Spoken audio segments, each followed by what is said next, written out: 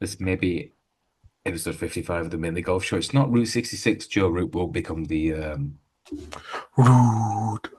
probably the greatest batsman of all time before he retires in 2 years. So I think that's what we're going to say. However, we're going to look here at the Wyndham Championship. We've not been on here since the Open, where I think collectively we said Scottie Scheffler will not lift the claret jug. So Ever. ever, it doesn't fit his game. Marv, is it just a question of that he's just too good? Yes, I think we were all a bit dubious of his putting, maybe This on the I greens, like but his so topping strokes gained putting, and strokes so gained. it came together. And as I said, I think it was after 2 rounds, it was over, wasn't it? As soon as he hit the lead after 2 rounds, it was. But he's not somebody that kind of like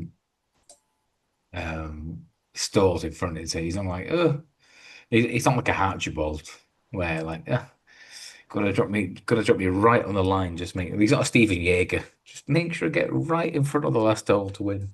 Um, Scotty kind of builds momentum, but to be fair to Mr. Hep here, he got some stats at the start of the season that kind of intimated that he was better than Tiger. Um, he's won a claret jug. He's won on foreign soil. Hep, he goes to the Grand Slam next year at the US Open. The last day of the US Open will be his 30th birthday. Do it just all lump now. Well, I wouldn't be backing the over on him if if it's going to take him longer than Rory did to complete it. As an over under, Obviously. I think it'll take him less than 10 years. 10 years to get it done. But yeah, like you said, just too good. You know, he led in, as Marv said, he led in put in of all of those that made the cut, and he led in approach as well. He was just dominant. It was over. I didn't manage to watch much of it, and I think I was What were driving. you doing? Well, on the Sunday, I was driving home from Huddersfield. Is this the 11-hour drive? Yeah, yeah. Well, 7 to be fair. It wasn't that bad. Wow. But, Stops. yeah, and then out Saturday and Friday, so I didn't watch much. But yeah, like as soon as Scotty was ahead on Friday afternoon, it's like, well, that's game over then, isn't it? Like, just how Tong Lee gonna fucking catch him? No, like, yeah. Do you think Scheffler is still kind of underappreciated and undervalued as his almost A ability and B status as the world number one in golf? Because again, you go through these phases that I'd say probably since the last like 12 years, right? Everyone's been looking for him the Tiger. It's going to be the Rory era in 2014, and now it's Spieth, and then Day, and then Dustin Johnson and Brooks. Scotty's done it consistently now for 3 years, but he doesn't still probably get the coup. Is it because he's quite um chilled as a person? He quite underplays, he downplays golf as his overall almost um valuability to life compared to his family existence and religion. It's because he doesn't say like this. There's no big fist bumps. There's no big woos. Yeah, it has to, right? You know what I If mean? this was someone that had a lot of charisma, then Like a people would be like, Bryson. yeah, this is the next one. Like, well, even better charisma than better than Bryson. Like, okay, Bryson's got some character, but he's a lot of people hate him and don't like it. But yeah, if he had a good charisma, people would be going, yeah, he's the next one. So like, it'd be pretty much nailed on now. It would be sort of a phenomenon, but it just isn't. As we said, he's a very boring sort of character. It doesn't really capture much people's attention or imagination. But, Speaking of goats, Bucky Neiman is playing at a 45% win rate this year. Apparently, it's the same. Him and Tiger. Tiger was the same in 2000. Are we not failing to acknowledge the Chilean superstar right now? well, if he did Yeah, better he than paced up, didn't he? I believe I didn't watch any of it, obviously. yeah, he He was. paced up it, live golf, London. Yeah, well, it says this is London. It's in fucking Birmingham, but it's Where was it? it's at that JCB. I think it's in Ashford or something like JCB Golf. What you talking? But yeah, I think Neiman's won like $16 million this year, and Scotty's on like 12.7. 16? Yeah, because you get 4 million every time you win a live tournament, don't you? I Plus, thought it was 20 million. it may be maybe the article I saw today Oh, maybe was it's like a a 20 week million, late. 20 million prize pool. Yeah. So first gets like 4, and then the team event, I think they get another 4 to split between them. So he wants 16 million or something this year already. But his best finish in a major this year was 8th. And before that, he'd never come top 15 in a major. And I think in the 3 others, he didn't come top 15. So it's all well and good winning on live. But he's got to start getting some contention in the majors on Sundays if he wants to be considered. I mean, I don't know many people will know how well he is playing this year or who he is. Mr. Hep confirming that live is in fact a secondary tour. We've had some bad bets this year so far. I think the Scheffler McIlroy forecast bet for the US Open was probably up there with the worst. However, was it Bryson? No, Bryson was in there. But however, given the fact we've just said live is a secondary tour, can we just remind the fact that Hep tipped up Sergio Garcia to win the Open 2 weeks ago?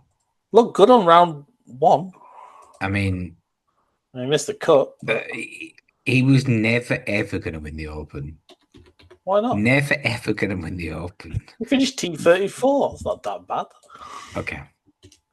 So if you'd have put 2 points each way, as you recommended, how much you lose? 2 points each way. 2 points each way. I saw your guys really cashed in, didn't they? Your Tommy and Rose. They finishing T14 and T20. Yeah, I know. Oh, you disgrace of 2 guys, yeah. Not good enough. Can we admit that Sergio's finished now, right? Sergio's not going to get a Ryder Cup spot, is there? No. And I think if he does, Marv's going to have a stroke there. So I won't watch. Ryder Cup if you wouldn't watch the Ryder Cup if Sergio Garcia was picked as a wild card. No, I tell you, I'll guarantee that now. Boycott. I'll just boycott it. Yep.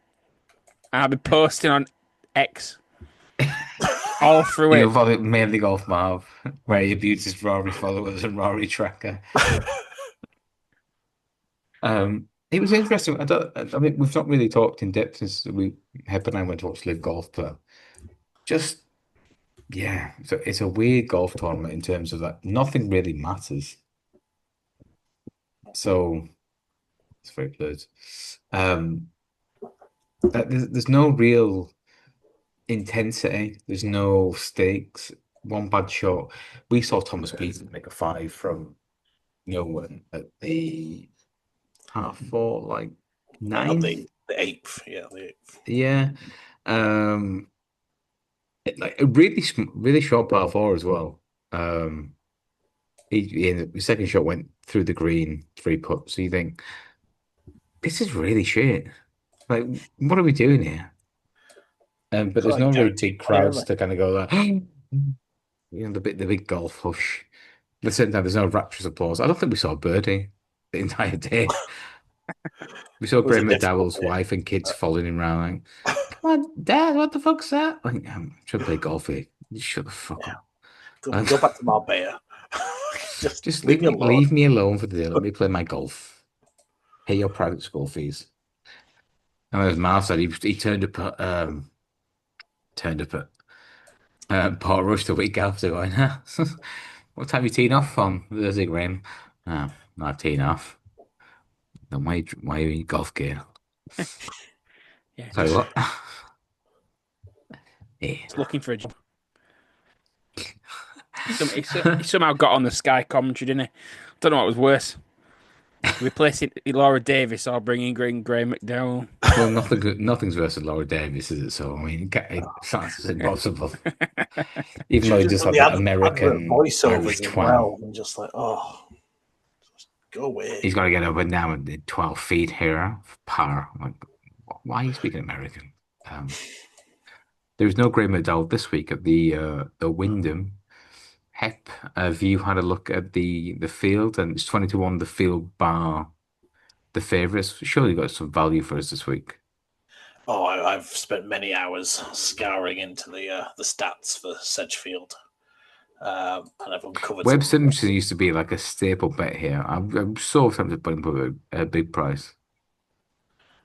I don't think you even scrolled down far enough to see He'll Webb. be there. He He'll be plays there. every year. I'm still scrolling. I'm sure he is. But yeah, so yeah, last couple of winners, Aaron Wright, Lucas Glover, sort of tells you it's an accuracy approach course. It's not That's not telling the same story though. Like, tell everyone my sub story from last year. well, I I don't backed him think with you. anybody. I don't know your bad beats. We don't listen to them. So we backed Max Grazeman. He run it 66 to 1. I think he shot 60-61 the Saturday.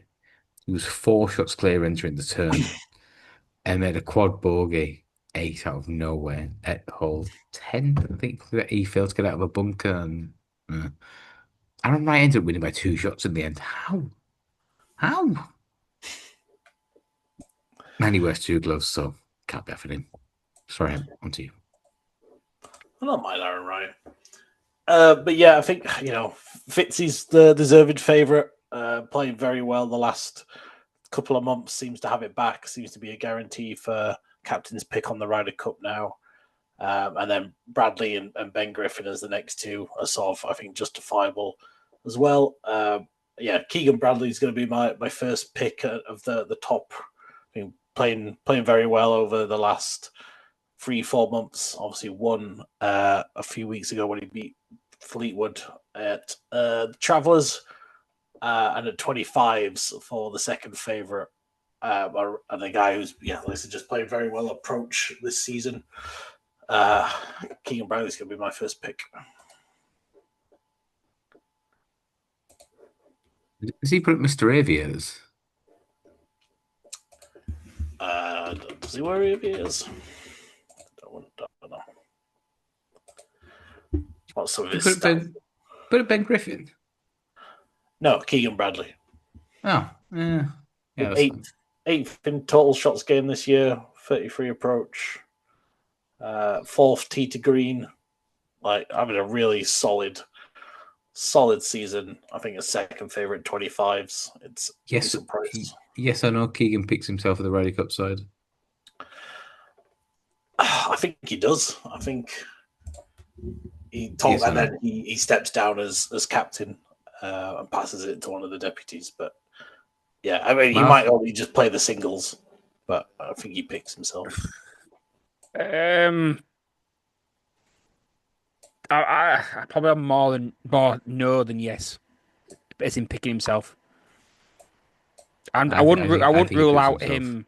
I wouldn't rule out him sneaking in the top 6 still. I think he picks himself, and even if he just plays like maybe like I said, 1 foursome or 1 4-ball. He just played the afternoons, an afternoon session, and then the singles. He's good mates with Mickelson, isn't he? Is Mickelson a vice captain? I would doubt it. Think so. Live now. Really? Oh. Bradley's 10th, and then just outside in 13th, you've got Novak, Cantley. I'm pretty sure Cantley's going to get a pick. Burns, Clark, Glover, Berger, Cam Young. So maybe he steps aside for Sam Burns, but he's not going to step aside. If you're Team Europe, I think Bradley's a bigger worry than like a Burns or a fucking Novak or Berger. Like Bradley's got some bottle about him, and he's got a bit of fight. He's done it for a long time. He won the PGA 20 after you back him in 2012. Am I right thinking that? When he won the PGA? 2011? He beat Jason Duffner.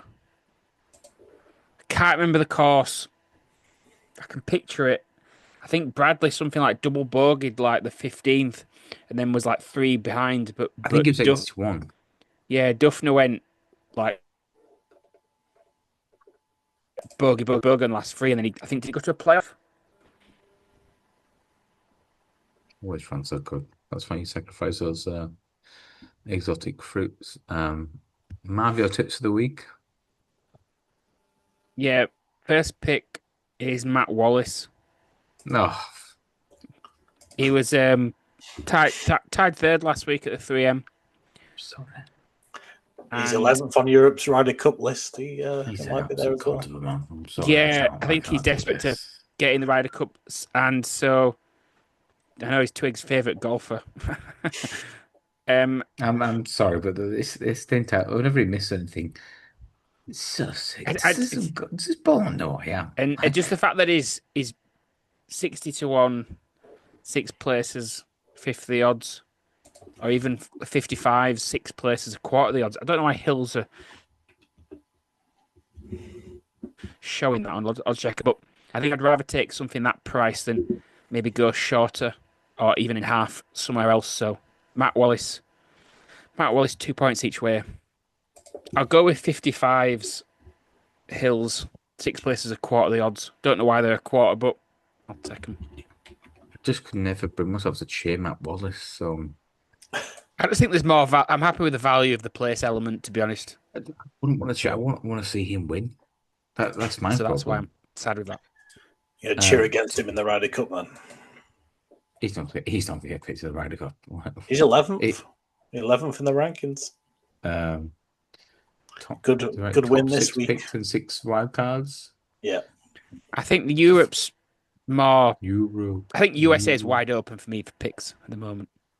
Oh, more wide open than Europe anyway. Lucas Glover this year, he's played 19 events, 8 top 25s, 5 top 10s. 1 in 4 tournaments he's in the top 10. That'll do for me. He's 30-1. Won this 2 years ago. He's trying to transform his putting with the weird claw grip and it's kind of belly putting, but it isn't. But he gets away with it. It's fine. But he turns up out of nowhere. Last 3 tournaments: T9 in the Travelers, T5 in the John Deere, T23 the Open, 3 rounds of the 60s. He's 30-1 with 10 places, and it's a shit field. Hideki Matsuyama 30-1, 28-1, Glover 10 places. He's too good. He could easily show it. He could easily throw up like a 62 or 63, a bit like Scheffler, that just lets the field and dominate them. It has to be said, it is a poor field this week. Is that fair?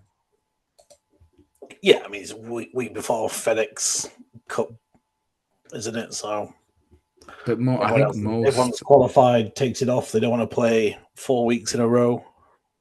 I think you should be looking for major winners, and can I narrow that down? So you're looking at a Fitzpatrick or a Bradley. That's Spieth. It's very hard to trust Spieth.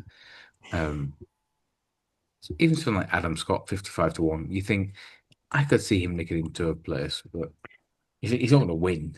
Speaking of Adam Scott, he's outside the top 70 at the moment in the FedEx, so he will be desperate to. Oh, that's going to show so many shots of he's up to 68 in the FedEx Cup.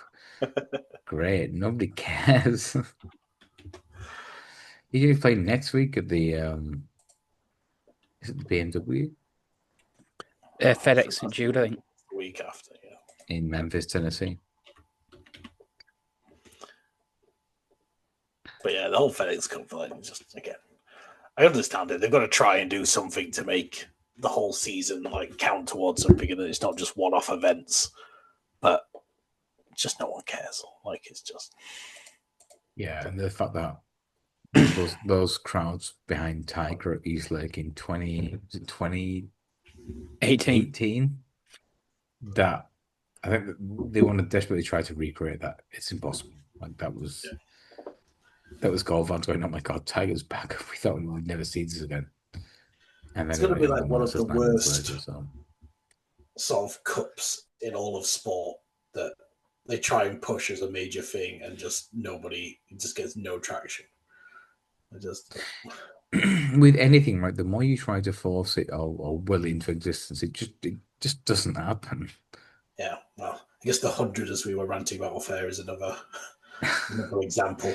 Or like the racing league, right? You will have no idea what the racing league is, but there's like Ireland, Scotland, fucking Oh, London. I think there's the North. that And has it's got just a big white they elephant race in going on. different colours depending on where they're from, and so it's a very desperate attempt to be like a franchise game. Nobody Yeah. cares. No, you're not Because supporting just Northern horses. horse racing isn't a team sport. It's an owner and a trainer and a jockey, and you're betting on them so you can wait, so you can make money on them. Not like up there, the area perform well in this racing. Like no one cares. Is that a That's new very. thing? I haven't ever seen that. I was at it. It was about 3 years old. I was at it like some focus group like 3 years ago, and I said, "This won't work." Why? I said because people who watch racing are interested in this weird tribalism. Like, oh, we're all rooting for each other because we're from Yorkshire. Or we're all rooting for each other because we're all London based. I don't care. I want to back this horse and I want to win money on it. Yeah, not just backing the Northern horses. I think they're shit just because they're the Northern horses. Like you keep backing Hector Crouch and he's not going to win in fucking 3 days. Well, he did say him after getting one at the get one weekend if you want to stand by for a potential winner, Claxon. It'd be good if this wins and in fact the actual filming for it. Oxford Comma in the opening race at Goodwood on Friday. That's not the main one. There's another Valmont horse. Valmont's his return. Wait for it. Wait. Oh, there's Trevor horse. He's not big price. Mine. And the other one is I'm trying to find this year. Okay, well, I'll try and remember it off air. Push the limit. There you go. Push the limit in the 455 at Goodwood. Off top weight in the 3-year-old mile-and-a-half handicap. Sugar Bay fans in Clover on Downs on Friday. Hep, give us your tips before we leave, please. Yes, I didn't mention the second one yet, but I'm going for one of your normal boys, Chris Kirk. Good shout with Kirky. Last 5 weeks, he's come top 15 3 times, including a T2 at the Rocket. So yeah, we're playing some good golf. Again, it's not a course where you need to be a bomber particularly. So I think Kirk at 70s for 8 places is a decent price. So I'm having 2.5 each way on Kirk. And I didn't say the stake last time, but it'll be the remaining 5 points on Bradley outright at 27s. But yeah, I think we know. Marv, your 2 tips, please. Yeah, the second one is Sunjay Im. He's also 55s, 6 places, quite the odds with Hills. So I'll go again 2.5 each way. So it's the same price, same stake for Sunjay Im and Matt Wallace. Sunjay Im, the last 3 years at this tournament, he has got incredibly worse, but he was tied second, tied 14th, tied 41st. So again, I just think there's a big enough price just to try and hit a place out of either of them. Very fair. For me, again, it's the big ball striking Hideki Matsuyama and Lucas Lower, 2.5 points each way at 28th and 30th, 10 places. We've been a Mainly Golf Show. I think it's been episode 55. And we're back next week to preview the start of the FedEx Cup. It's goodbye from me and goodbye from them. Bye. Ta-ra.